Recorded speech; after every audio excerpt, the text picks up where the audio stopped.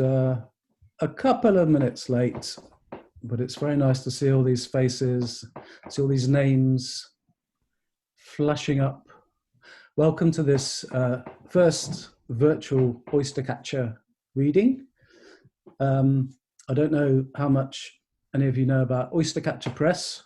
It started off in 2008, and between then and 2016, published over 100 pamphlets.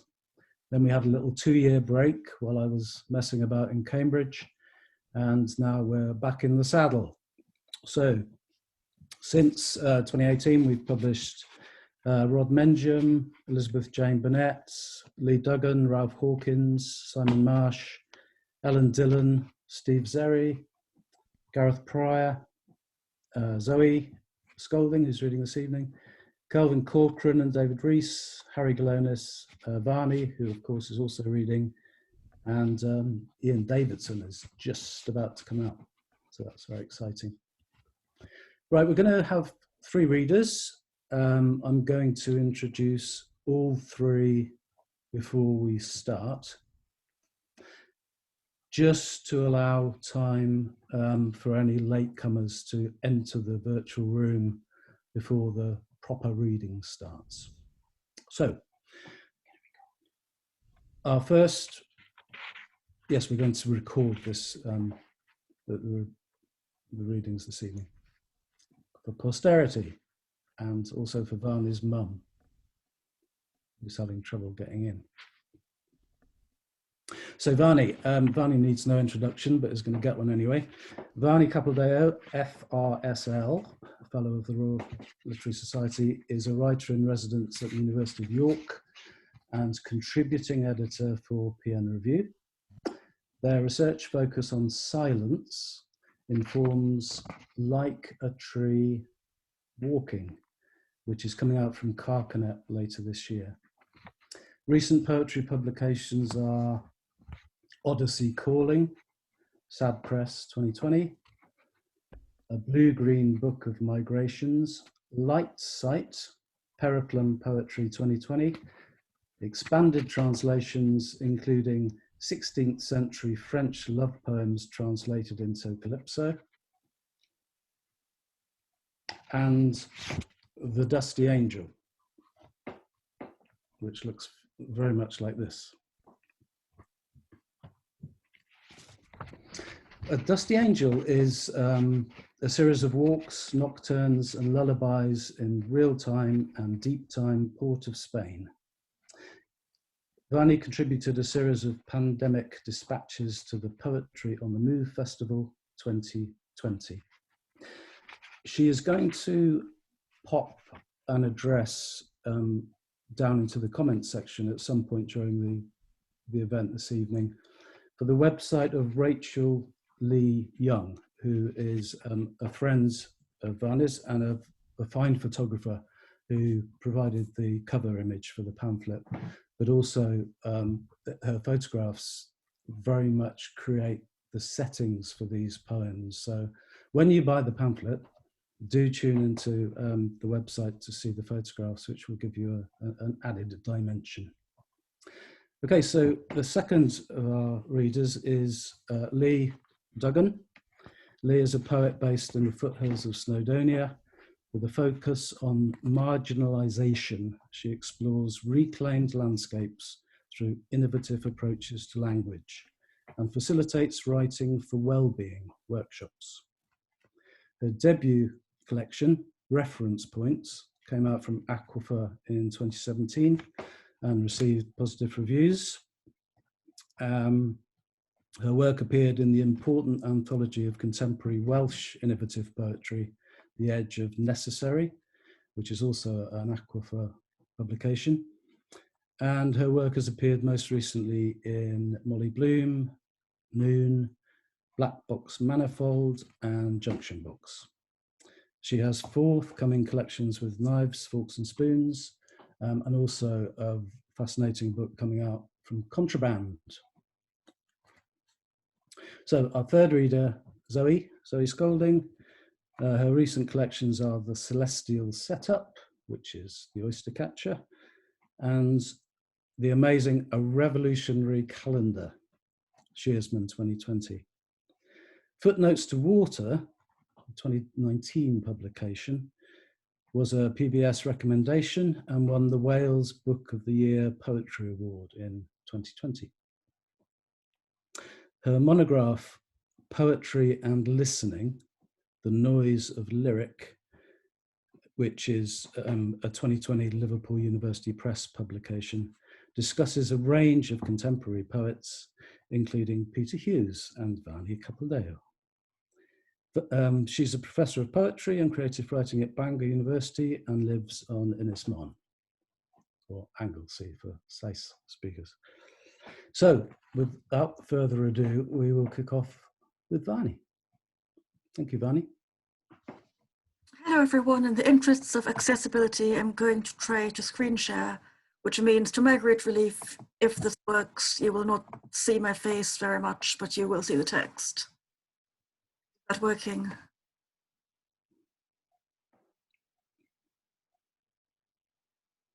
Is that working? Yes. So the Dusty Angel took place as a series of conversations before it was a series of poems, and is based in a context of danger, as I explained to my Carcanet publisher rather than my Oystercatcher publisher by email today, though I haven't sent the email yet because it might be a little bit alarming. The beautiful context for the walks was Queen's Park Savannah, a green space in Trinidad, which is overlooked by a number of buildings such as the Archbishop's Palace and the General Hospital, and contains in the center an old French cemetery. Underneath the savannah are reservoirs of pure water, which would also have been known to the indigenous people. Unfortunately, however, there's also a high prevalence of crime. For example, a Japanese woman musician was found strangled to death behind one of the trees. So when my friend Judy, Sky, Afra, and I walk around the savannah in various combinations and sometimes up the hill, it's always with a particular sort of listening ear. The context of danger changes. At first, it's venomous snakes like pit vipers, that's the mappipiers, and obviously the people who murder, who we hope aren't around or might be changing their minds if they are. And then it changes to plague and the very peculiar business of running in a mask in the tropical climate. Walk number 1. Now is the time when the mappipiers are mating. They are thirsty and they are vexed. The leaf trash on trails is cool and full of daytime sleepers, ready to faded in vivid triangles. I can't keep track of who is talking to each other. 105 milliliters per bite, like a glass of orange juice. Or who isn't? Who isn't? If you walk slowly, I'll have further to run. If nobody has abducted you, I'll double back to meet you. By the tulip tree? No. By the hospital? No. By where long ago ladies with flambeaux sold roast corn and boiled corn? Also no. By the baobab? By the pretty and stink cannonball tree? No. No. You don't walk very slowly. Before Raper Man Corner and the gingerbread house, you'll double back and meet me, a red seed in my hand, grey beads round my neck. You had further to run. I wouldn't footnote this in a book, and I wouldn't expect you to know that a red seed comes from what's called the Jumby bead tree, and it's associated superstitiously with spiritual protection or astral traveling. Rather bizarrely, there's one of these trees growing directly opposite the Prime Minister's office, which is in a large white palace, but also overlooked obliquely by the Archbishop's house. They're very ornamental, so I collected one for every circuit of the savannah I did for a while.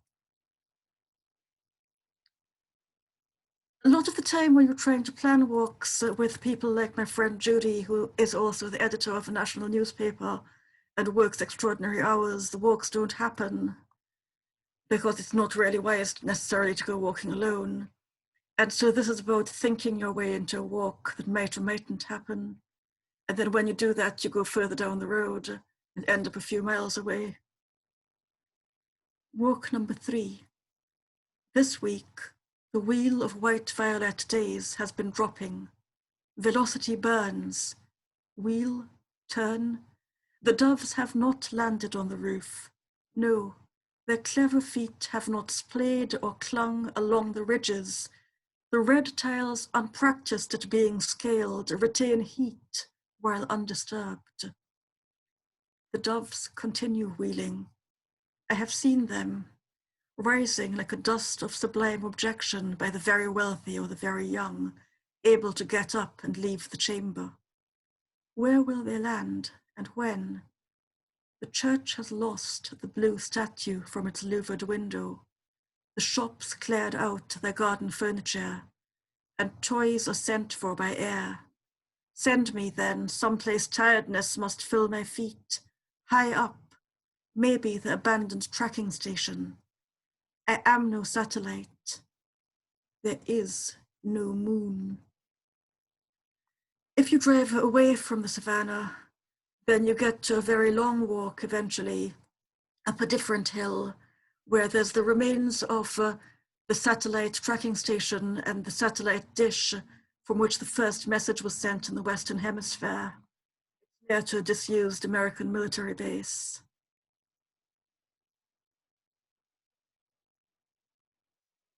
Walk number 6.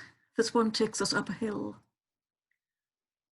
Oil painting of itself, this shocking dullness, known to be sea harbor blue, paint by numbers. Sahara dust dumps pink on ochre, fullness of allergens. Who breathes in these streets, cumbered with a bad job, looking down at his bare feet? The shamed outsize angel shakes dust off his heels, his tunic purple, his task, spread new plague. Walk as if your knees are lifting higher, though it's a gift box shelved inside your chest that smallens breathing, makes lungs toil. Fit friends crest eased corners, red rocks share away, desiring handholds from abseiling vines. So little slows erosion from extraordinary flows, hidden water added to explicit rain. Blue is both an expectation and a thirst during this climb, not in the sky. Glossy, rare police cars midnight past, a cobalt cyclist, wildflowers, blue in manuals, in truth they're lilac. What buildings have those roofs? Where in Port of Spain? The Gulf of Paria is sundown ready all day, promise of a bluer depth. The wind blows as he goes about the city. There's no fixing his hair. Brightness thickens. People fall. He leans in. Light falls from the air. If we had started on time, I should have finished a minute ago. We didn't start on time, but it's also Saturday night, so I'm not going to read a whole lot more. I think I'll read you 2 nocturnes and 1 lullaby.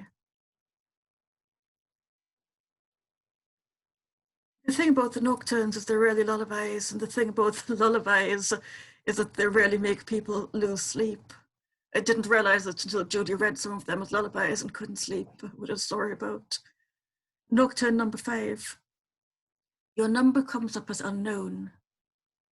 Blue cat under a car at noon. Your number comes up on red shoes. Pas de deux with Senor Unknown spins you to the brink of blue roads, red lantana and profusion, to open and sheltered waters. You're sure you knew Senor Unknown, since the day you were born, till the day he'd pull you aside. A dance card, a lottery ticket, a cuneiform bill of lading with your number on it in his hand, a kick to Jack on the table for your game of all ones. Instead, sometimes he's pulling you closer, sometimes wandering on up ahead. Sometimes he gives up the tango, chants you into his capoeira, shows you a Morpho Eugenia butterfly, makes you think turquoise while putting pure dark and bitter criollo cocoa on your tongue. As if Senor Unknown wants you to live, Preciosa, though he's no more or less than the open clefts carved into a violin's curve. He gestures, you think it's a wave, mistake him as beckoning you. This is a nocturne. Unbecome the book, reader. It's way too late. Unknown waves, open areas.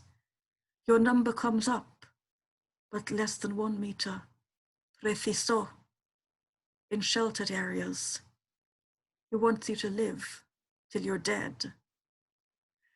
The in-joke in that poem is that waves up to 2 meters in open areas, but less than 1 meter in sheltered areas, was the weather forecast for almost every single day in Trinidad for a number of years, except during actual hurricanes.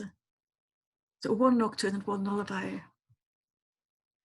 Happy kilometers, happy sunflowers, happy Serpentine Road, Flood Street, Dry River, happy gang intervention, happy wedding, happy archbishop, happy oyster vendor, happy erased tramline, happy hospital, happy office block, happy gingerbread work, happy baobab, happy pitch oil rag flambeau, happy gecko, alleluia, happy song.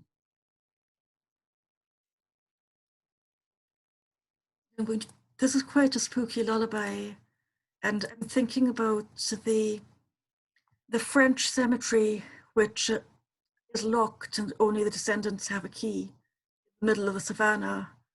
And I'm also thinking of the legend of duendes in Trinidad, which is babies who were born but died unbaptized and are in a sort of historical limbo. Their stories are not written. Lullaby number 4, for an unfamily chantant Noël. A cello is a chamber full of silk cotton. Bow down, alley of lime trees. Let my children pass. Frightful with sweetness, tilleul, ombrageux, unborn, undwen children. Pass. You are the Christmas blossom. Laid like guipure on the savannah, you picnic thoughtfully on dark red sorrel, fallen sweatbands, dark chocolate-coated leaf-cutter ants. Night picks up flambeaux to stay awake from you, O my children. But I tell you, under every tree is your space. Under the grass, the water reservoir is yours. Your dreams pass lisping into it, when speech makers call on ancestors. Oh, that isn't you, little ones, never was, little piping ones. Oh, no, you are the cough in an altar boy's throat, are the scrape of shoes being tied mid-run. Come, eat a bench, drink an owl. If you have any questions about architecture in Trinidad, the eminent poet and architect Fawzia Kane is in the audience, and she knows that I'm directing questions to her in the chat. Thank you very much. Now I can enjoy the evening.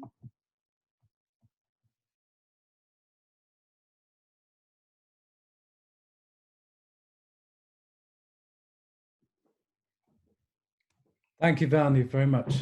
It's wonderful to hear those poems that I've been reading again and again in various proof stages. We're going to move swiftly on to Lee, who is primed and ready. Good evening. So I'm going to start with the Oystercatcher, green. So bear with me. I'm just going to change the view. Green. Okay. I'm not going to do much of introductions. I'm just going to sort of whiz through, if that's okay. Need and subsequent career move. Violet measured impact, broader than fields. 2 lines would be regular. Exclamation of trees contribute specifically, broader through research to measure lines. Nothing comes of structure without faith. Fields of knowledge break me down to poppy reds, exclamation of regional geometry and cultivation. Open greener, visceral folds, via confinement, conversational, filter, generational, reflect, ongoing engagement, palette limited approach. Walks talking art off time, reimagining futures through closed doors, the potential blue in me. Give me a word to shut my mouth. Shattering concern and assumption from heaven, depart the body. Focus on fast-moving ecology. Dance between spaces, the next body negotiates nothing. Regulate gentle, cloudless ascent. Backdate history of now. Illumination, empty voices boom against river. Float upstream to turn home. Give me this word, firm encave, where no one anticipates dark sonic explorations. Depart the air in a movement of the body. Dance between space, limbs, regulate negatives to negotiate cloudless voices between breaths. Gently make contact and let go. Backdate history, illumination of streamline flow against rocks turn home. The dipper out of place in reds and greens. Back to Bethesda, early autumn and another promised time. Birds and collective planting, lost to empty picture books and half-price seeds. The Madonna of the oaks on the tip of my welly boot, tongue dug round deeper to make boundaries, perimeter of a broken rake. Words edge off the bramble path, thicket deep as desire. Lift imaginary potatoes and spirits, rainy slate afternoons when we should have known better. Another gap in the narrative. Leave room to reflect. February sunlit, opening the day, deep to seascape soft threaded whispers. Sickle moon and shutting down. Threaded landscapes whisper to peony beginnings. May memories, hilltop positions. Add a star and pizza al chancho. Iris bloom purple to dusk and lost features. Turn me this way for better understanding. The geometric layout of my cliff-edged flora. Native familiarity cleared in a tangle. Olives, vines and poppies, sets of shapes. Concordia discourse. Clear hopes beyond the next decade, a triangle of land. Undergrowth of wild flowers, fabric the narrative. Turn you this way. Reread Paradiso as if for the first time, sonnets and letting go, my door gently winding down to earth, a necessity to breathe more, an education to blind spots and buzzards. Slam shut with artistic reference and better connection, exchanging mists and low-lying peninsula. Breathe bodily light of expired planets, tapestries through hedgerow and familiar territory, tidy pointing and shoulder rides, tractors through intermittent pine. Lack interest and design, these lines which define me. To want more than, beyond than, my lines bind, reliable and forgiving, intermittent as forecast rain. Wanting to bind, yellow dash broom, terracotta roof tiles, that blackbird, a walk in the hills. The same start reimagines itself in old reflections. Raise wine and sunflowers without children, pretense or being here to hold. Movement of stars, chart past tense. In situ, hold my tongue. Drink more to be familiar, someone other. Forestry and gardens mock the tapestry of my wilderness. Catch the festival of my practice. Still drums blend redder wine. Malvasio rhythm, now is the depth to let the last strum go. Hold my breath and hardly function. Lavender and crickets hold the moon more simply. Ancient passages and classics finish in circles. So that's the Oystercatcher. How are we doing? I'm going to go back to reference points. My first book with Aquifer Press, and just dip in And then just to wave another book, as Peter mentioned, The Edge of Necessary, some of the poems from reference points are in here. So I won't read too many, I noticed with people coming in that Harriet Tarlow was there, and I'm a huge fan, and so this is a poem with a few of Harriet's words entrenched for Julia, but this is called Blue. 3 months' words translate I in pencil, next year's layout catalogued plastic, make me up before the blue of another woman's blue sea is not blue. Seeing in I am not I, but make me so. I say nothing. I only write the I of other women.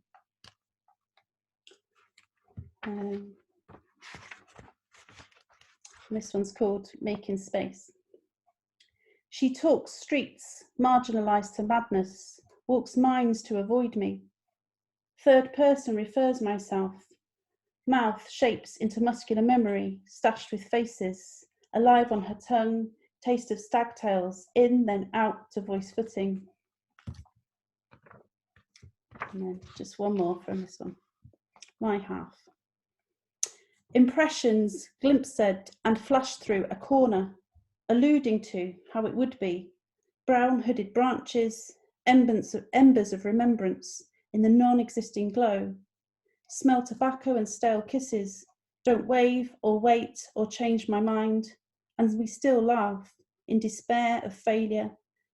Between where we live, apart there is control. Apart become sunflowers, bold. Forget things we know, read place and relocate, whims to nothing spectacular.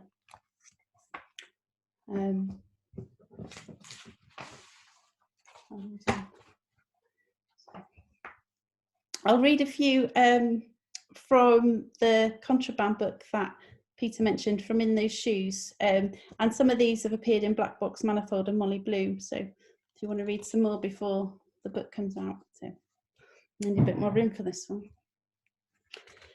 Birth to flow within lexical placing, this suit in stasis term, loaded form, time, next round, hand dealt, innate or derm or del, forming destination, loud readed, infostation, depart the body to be all hearts.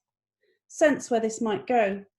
On the clock to insate, less high-handed inhalation, fear and talking at, to avoid, confront, constance, the buoyancy of being under skin of it.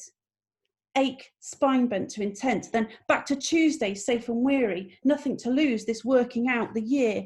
Dislocate flotsam, bars and notes, the swift half, ceased and find myself in sacks and out of it. Always hard consonants ending in a fuck, sect and dying to, expel, creeping, harebell, blue, butterfly clusters blown to, copper speck, fairy ash, aber edge, dune.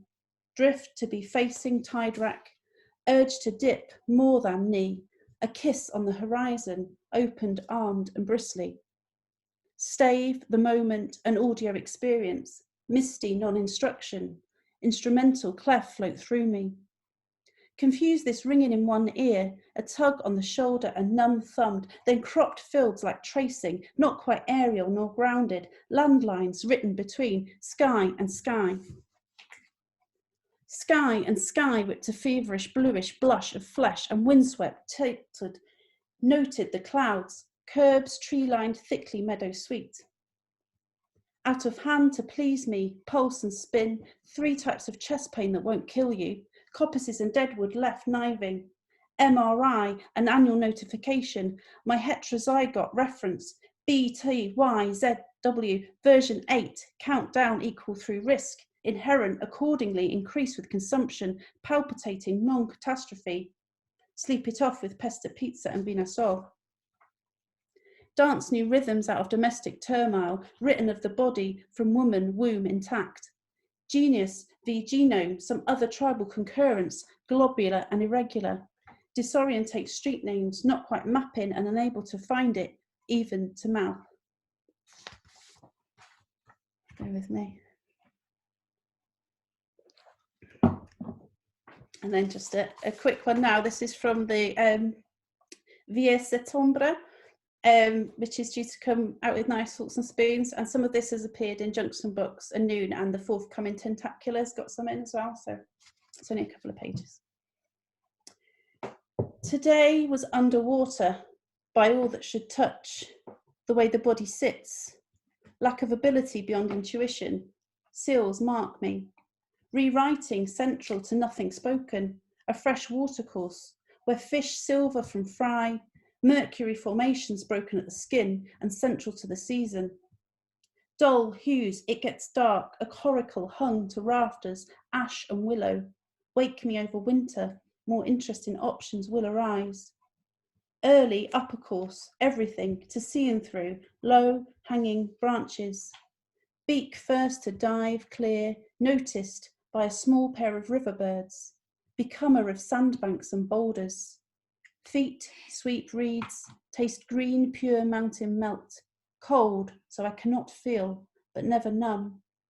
Open to feathers and flesh, bolt of trout out of myself, watched and alive, more than I am nothing else touches. This dappled body of water. I become chapters of botanical dream. Slender pre-spring stems wake you rambling, folio of half-sketched thoughts. Viscous material culminates under stream, far from cumulus wonder. Copper-breasted, directed by river, a sharp downpour pounding the windscreen. Strung algae hold the thick length of my hair. Touched, and felt. Zone of chlorophoric shing, arasuch, and stay still is all. Slow slate flow, not to look back or follow the cosmos of wilderness, pages of sunlight in gentle register. Rocks share lines, strand trained movement, hardly motion.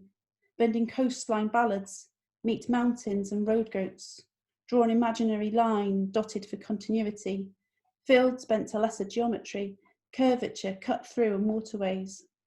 As is usual, marking marble veining, traverse through land, shaped by hedgerows and urbanisation, subtle blend of pitch and pigmentation, yielding the familiar to other dinned confusion, clamour from bird call.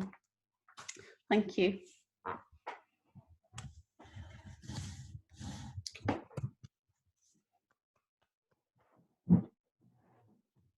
We're back on. Thank you, Lee. It's amazing. I wonder when we'll be able to get back to live readings and seeing the whole thing. Before we move on to Zoe's reading, I just wanted to say a quick thank you to someone who's been very important in the last 7 Oystercatchers, and that's Steve Zeri. Steve has been helping out with layout and with cover design. When I say helping out, I mean he's been doing it. And this might be a good time to show you, give you a little glimpse of the next Oystercatcher publication, which is this one by Ian Davidson, and it's called From a Council House in Connaught. And you can't really get a full sense of it here, but I just want to say thanks to Steve for his amazing design. Really, really invaluable part of the team in the last few books. Okay, so let's move on to our third and final reader, who is Zoe. Hi, Zoe.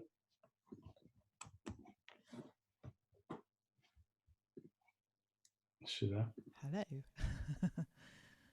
Okay, and yes, thanks, Steve, also for my cover here behind me, and yeah, really wonderful to hear Vahni and Lee. I enjoyed that so much, and yeah, thanks Peter for hosting, and so this is a launch event for a wonderful press, and I hope people will buy lots of Oystercatchers, but for the purposes of accessibility, I've also posted in the chat some links to where some of the poems I'm going to read are online. So the first one is not, but the others are. So if you're having trouble hearing, then there are links to some of them online as well.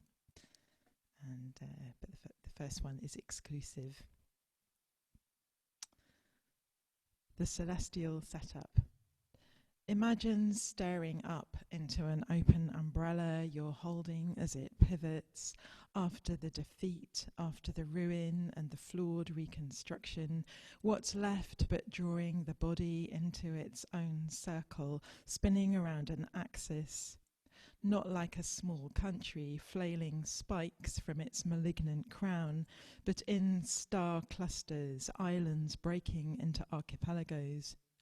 By this I mean network of events, or love moving on the epidermis, a crackle on a hand, in the small distance unravelling in tenses between your past and my future. Performing a horizontal music in relation to the touch of breath, or the edge of this poem falling into space, where every revolution is still happening in your skin. When does holding out your hand become a question? Which way to the centre, and how will I know when I get there? When the city is both a practice of scars and a pattern of what's in the air, in other words, in song. An accumulation of detail, invisible until you're dead.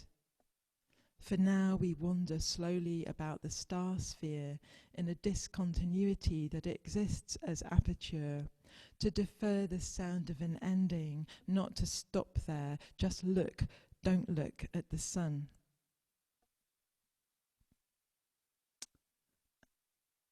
Okay, and I'm going to read a slightly longer poem next, which is a translation of Apollinaire, and it was written a few years ago when I spent some time in Paris, and there's a reference here to Fnac, the bookstore chain in France, and also to the renovation of the Forum des Halles, and so this great shopping mall that was being completely remade.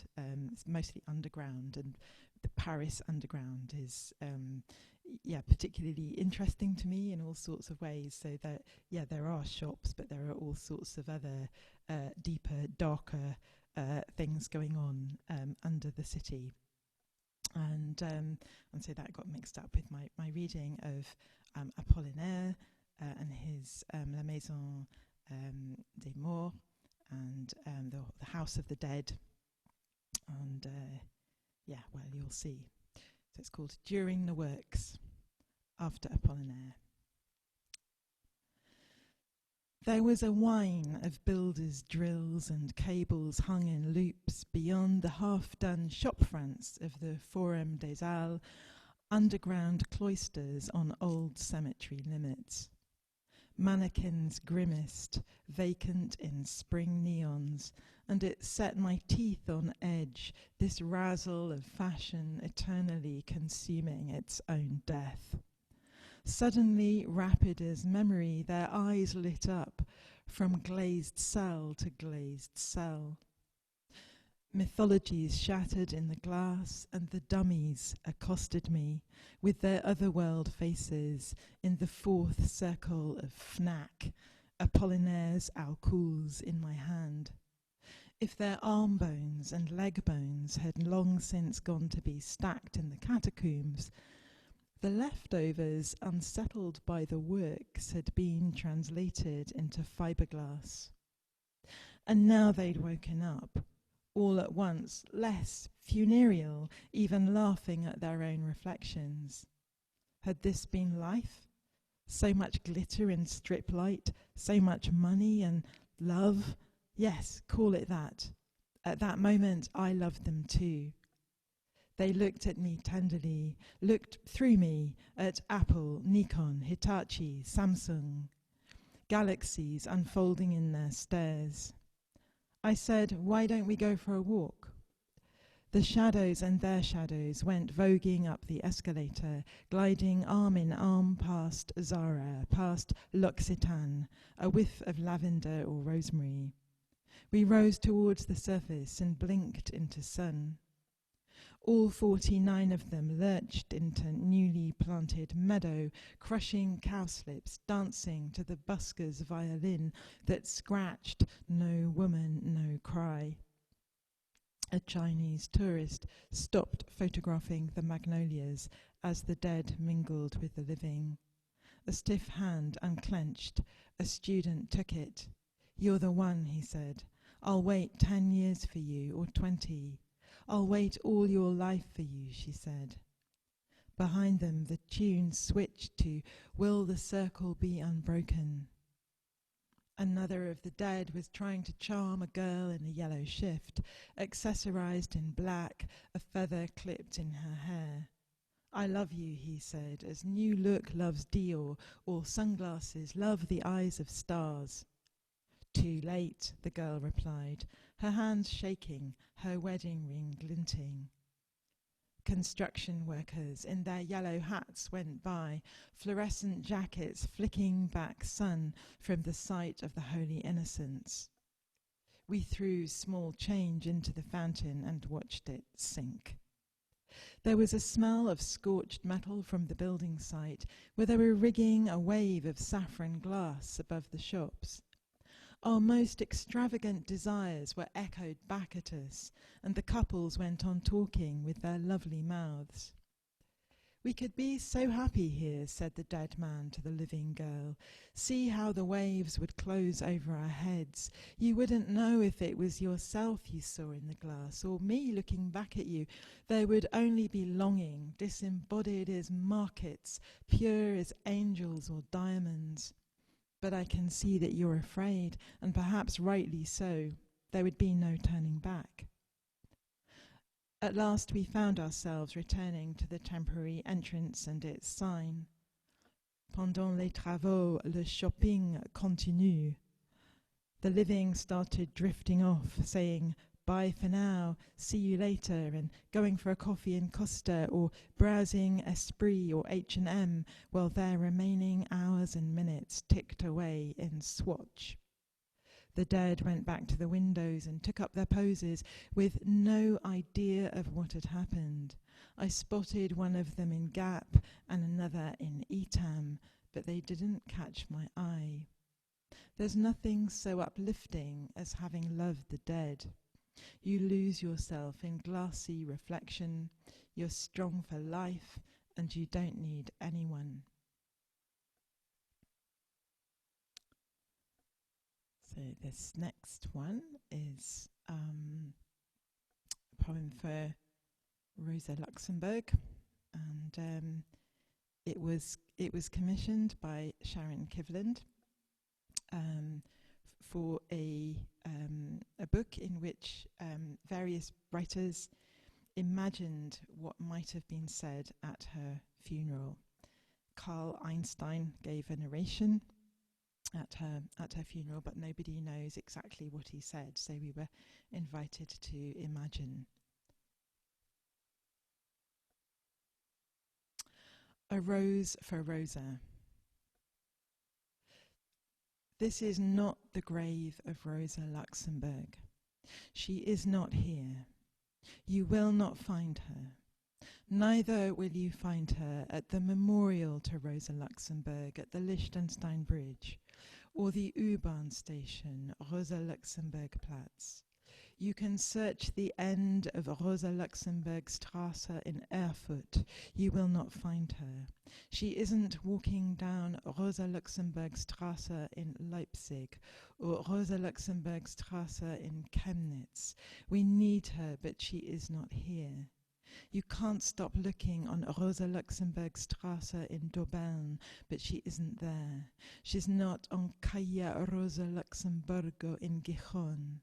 She's not at the Centre Rosa Luxemburg in Bethune. She isn't there, and you won't find her on Ulica Rosa Luxemburg in Belgrade.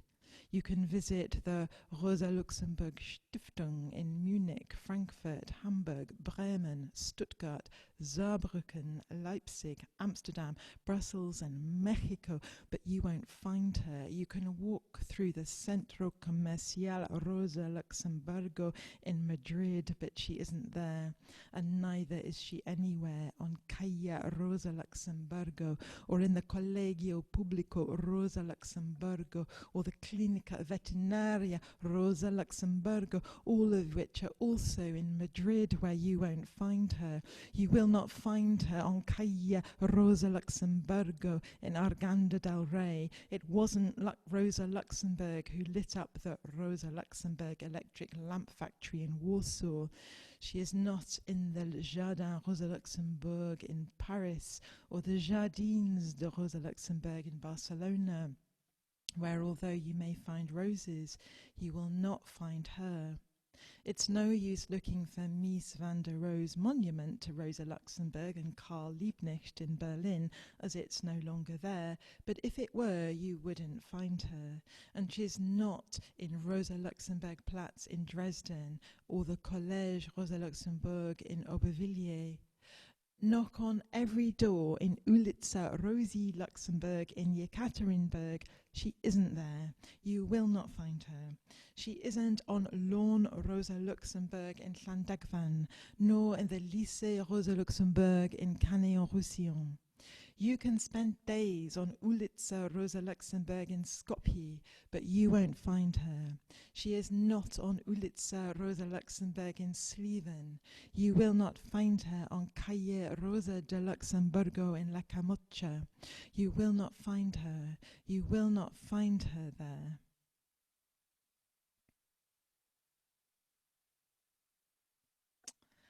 Okay, so those are some poems from the Celestial Setup, and I'm going to move on to finish with a short extract from a revolutionary calendar. So this is recently out with Scheersman Books, and it follows the French Republican calendar, which renamed the months for the seasons and the days after different plants and animals, etc. And yesterday was the beginning of the month of Ventose. Appropriately enough, it's been really windy here on Anglesey. And so behind me you can see a bit of the cover. And that's also another connection with Sharon Kivland, who did the cover for this book. And this blood dripping from the hemlock. It's a decapitated plant, and so back to the French Revolution, and I shall finish with some poems from Ventose. And actually the final poem here as well, which is dedicated to the spade, also refers to a work by Ian Hamilton Finlay, where he responded to the agricultural implements that are also mentioned in this calendar. And there'll be a bit of sound with this, and we'll see how that works out.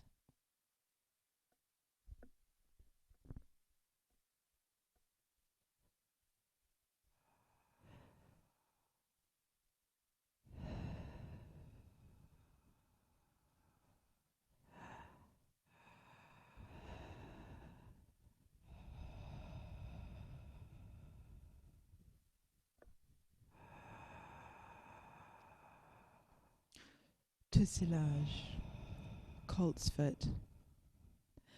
Because these atoms came from stars, all that holds them is a breath, a fringed yellow sun turning over the unwashed dishes.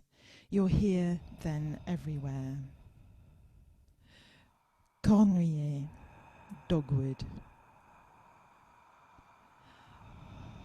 After the ice is gone and the snow, the only colour is this mass of flaming branches, dagger lines through clogged woods where old tomorrows are still smouldering. Violier, stock. What flowers isn't linear but loops back in time and weather? instant petals furl.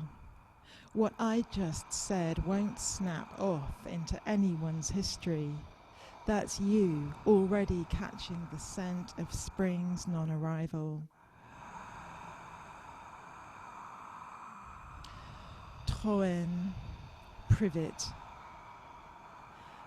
Take this clipped back green where the berries come and the birds, a private edge. Take ambiguous poisons of ownership. Take this decocted bark against the trouble of elsewhere. Book, billy goat. At the centre of his own weather time, since the revolution is what revolves round him, he's tethered to the sky, all of it sweeping round on the tip of his horns, all of it full of his very own stench. Acéré, wild ginger.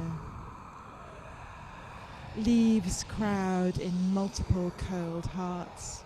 Pages where the same old story grows again, unreadable as the scent of what it isn't exactly, never was, but if you shut your eyes and breathe in. Alterne, Italian buckthorn. Green on paler green on cream. Each leaf a layering of maps, transparencies of changing coastlines, shifts in population, all the patchy spread of weather, here now and heavier.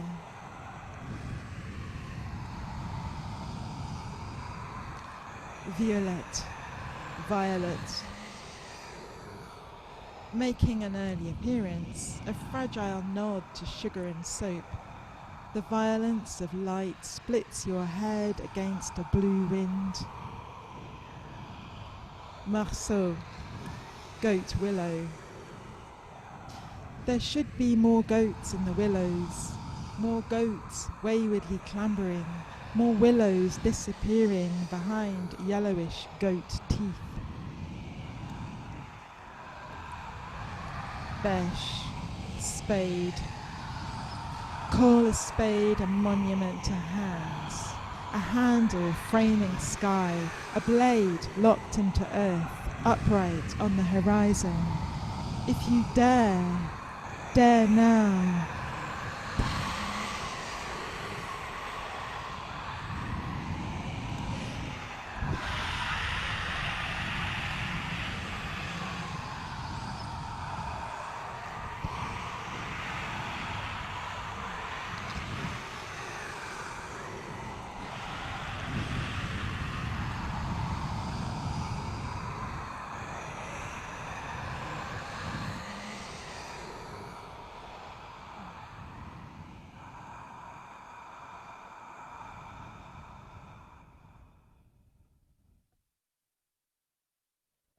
Thank you.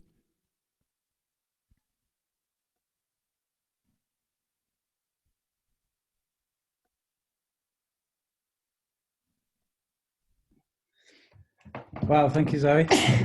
This is the month of the winds, right? Yeah. The winds. Possibilities and lost wheelie bins. Excellent. Indeed. Yes. So I'm all about selling copies of Oystercatcher Press pamphlets. I'm very happy to receive orders for them. But I also want to say that if you haven't got this book, Zoe's A Revolutionary Calendar, then you need to get that as well after. Yeah, you can get that as well if you want. Okay, so thank you to all our three readers. Thank you, Vahni. Thank you, Lee. Thank you, Zoe. And I think we can maybe unmute ourselves for a few minutes in case anyone's got any emergency orders of oyster catchers in bulk or wishes to say hi or ask a question or clap loudly. Yeah, we have allowed everybody to unmute, I think. Everyone unmuted at once could be a recipe for disaster, right? 80 voices. Could we all unmute and clap loudly? It was really good. Hi, Gareth.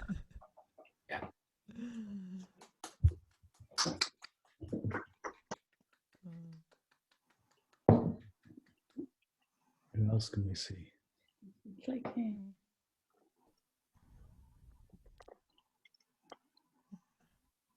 Oh, lovely to see all these faces and hello. I start picking on people. I see some people I haven't seen for years. Yeah. See some people. I can see Aidan, to whom I owe a number of messages, in which Aidan, I'm afraid you're not alone. But I do think of you and will write to you. And I see Russell, ditto. And I see Andre, who's a genius, and it's amazing to have him here. And I see lots of other people, so I'm going to shut up now. Yeah,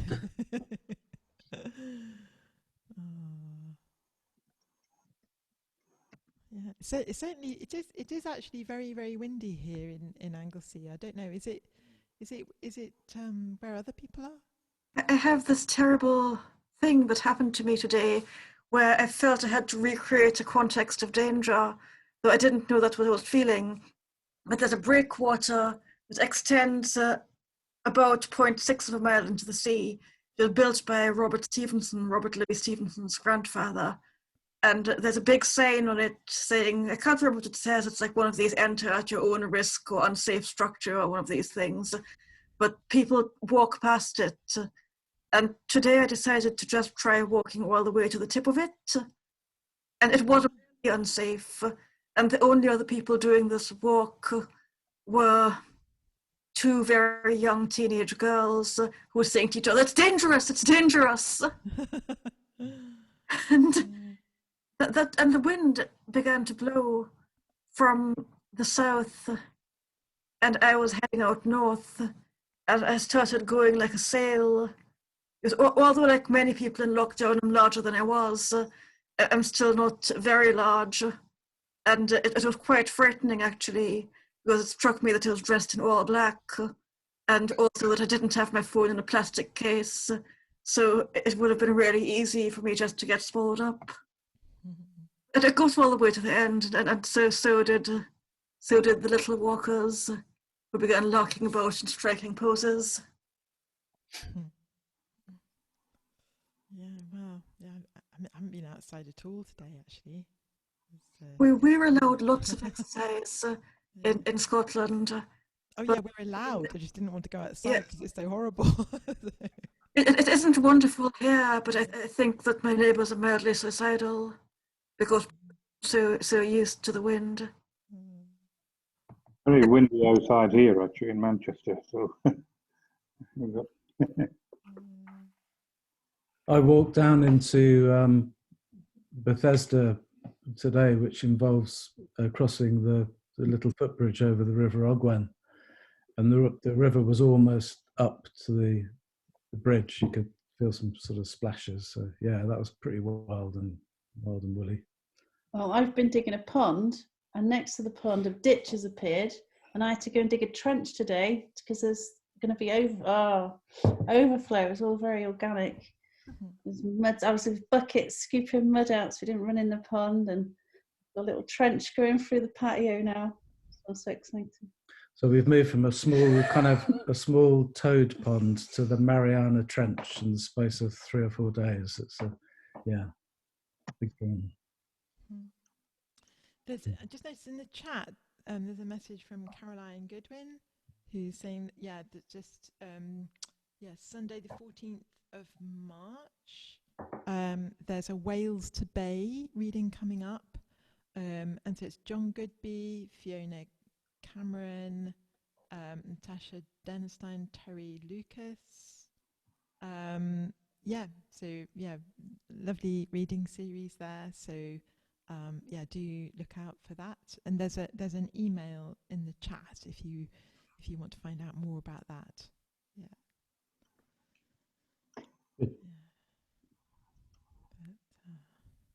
Yeah, it's kind of hard to read the chat when you're on.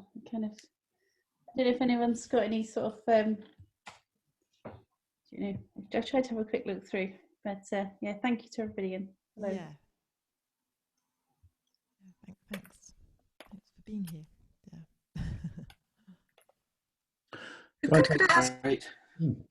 Could I ask international people about the weather conditions where they are? I'm seeing one person from the US at least, and one person from Trinidad at least. Well, it's gloriously bright and sunny here. And I'm going to go for a swim after this, take a dip in the sea. So not to make anyone feel envious. Or anything.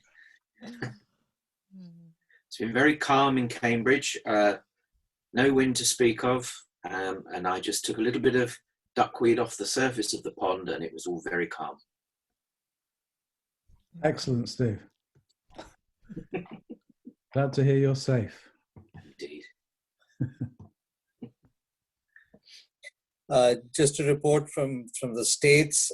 It's very sunny where I am, but I have students in Florida who has been zooming in from a hotel room because they haven't had the electricity for about 4 days there. Florida and also Louisiana, all those places. Hell freezing over, as it were. I mean,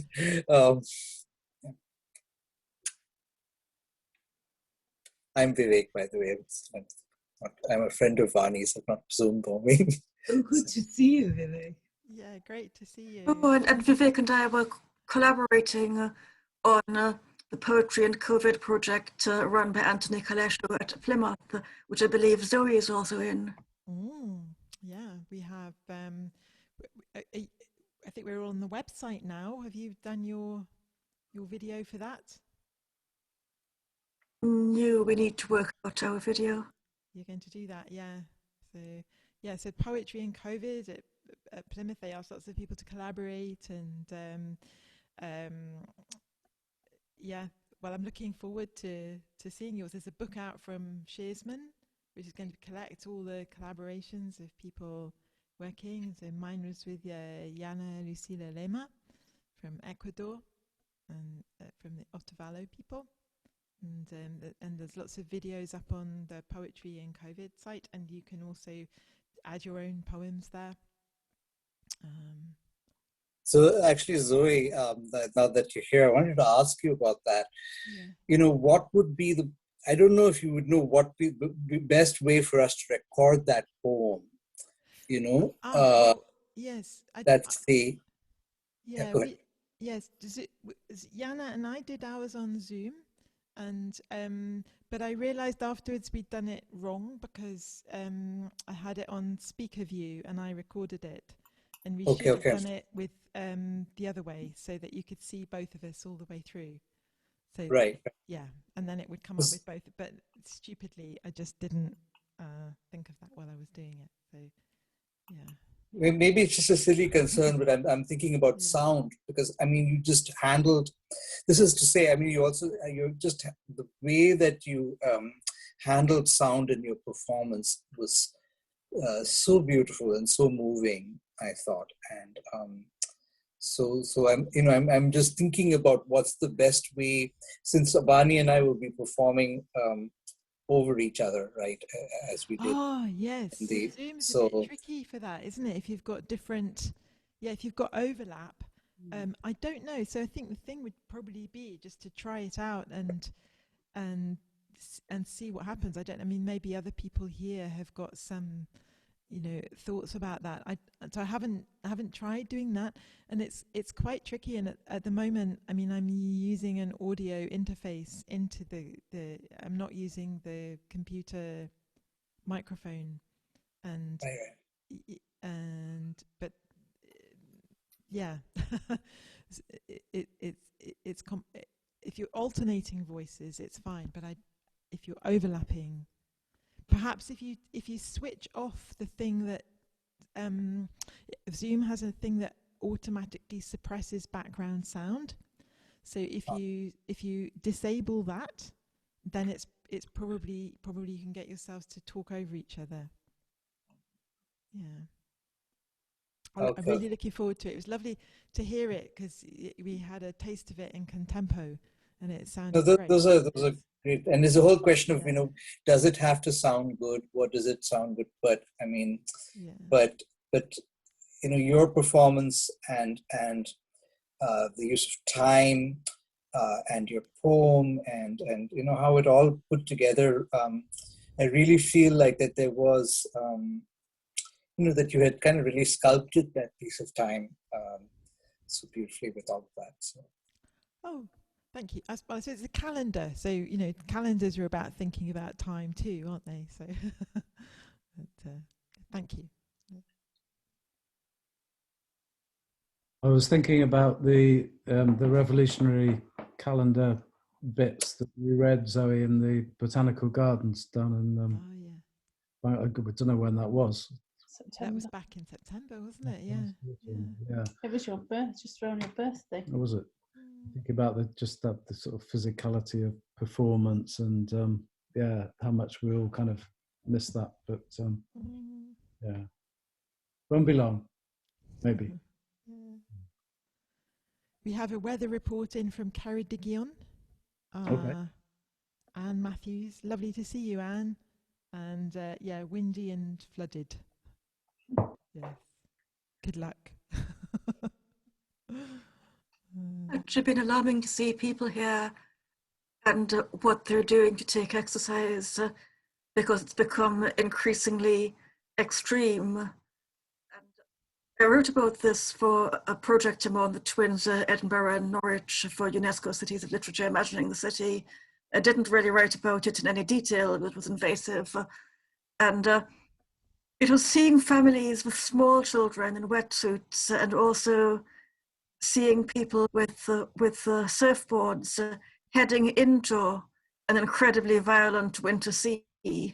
And then as it was walking back from the bay, meeting two people and one of the people was saying very smugly, looking at the sea, and many people in that.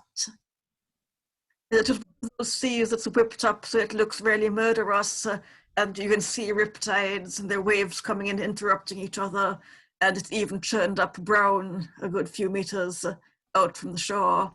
And all these people were flocking into it like lemmings. People, I mean, I don't understand. I think the thing is you can only run or go in the water if you're able-bodied here.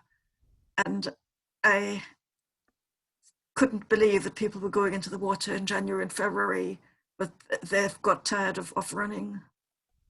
Well, Zoe's solution seems to be to chase the wheelie bin down the road 3 times a day. Yeah, well, this is what happened today. Now she's harnessed it. Yeah. So the wheelie bin, it's in the street. We don't really have a place to put it, and a neighbour came round with our bin. She said, "Yeah, you're at number 6. This bin has number 6." Like, she was very accusing, in her tone, and so we put it back, and then it just went again, and so we actually had to tie it up to stop it migrating. It was empty. I mean, bin day was yesterday, so. That's why it was so mobile, right? Yes, exactly. Nothing to hold it down. Maybe you should have a 6 on the very top of it, so it can be seen by police helicopters. Maybe. Or search parties. We've been getting out every day, whatever the weather, because I've got the kids at school. So otherwise, I just go mad. But yesterday we come in our underwear. We had waterproofs on, and then more waterproofs, and we were just wet, soaked through. But the hot chocolates afterwards are worth it. But I don't know if I can keep up with the brandy in the hot chocolate. It's become a daily treat now after a walk. I don't know when we resume normal life. I'm in a meeting at work, and it's just time for my hot choc. Yeah, and a flask. Nobody will know about the brandy. As long as it's after a walk and not instead of a walk, I think that's probably okay.